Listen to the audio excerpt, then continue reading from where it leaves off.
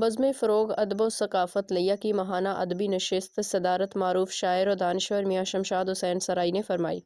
ضلع لیا کے فعال ادبی تنظیم بزم فروغ ادب و ثقافت لیا کے ماہانہ ادبی نشست 9 فروری 2025 کو بزم کے چیئرمین حاجی محمد سلیم اختر جونی صاحب کی رہائش گاہ پہ منعقد کی گئی۔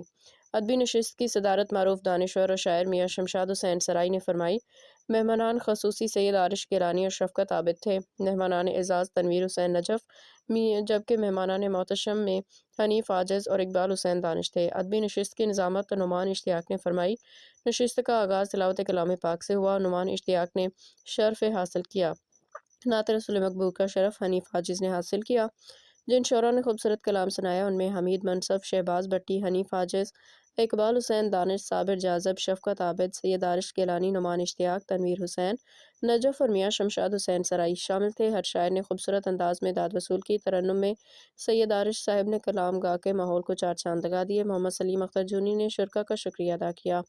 ماہانہ نشست سے پہلے بزم کا تنظیمی اجلاس زیر صدارت میاں شمشاد سرائی ہوا، جس میں تنظیم کے لائحہ عمل میں ترمیم کی گئی اور بزم کو باقاعدہ چلانے کا عزم کیا گیا۔ نشست و اجلاس میں بزم کے انتظامی کمیٹی کے ممبران حاجی یاسین بٹی، سہیل شیخ، کوٹو عابد، عمران قاضی اور اشرف قیصر نے شرکت فرمائی۔ آخر پہ موجود شعراء کے گروپ فوٹو دیے گئے۔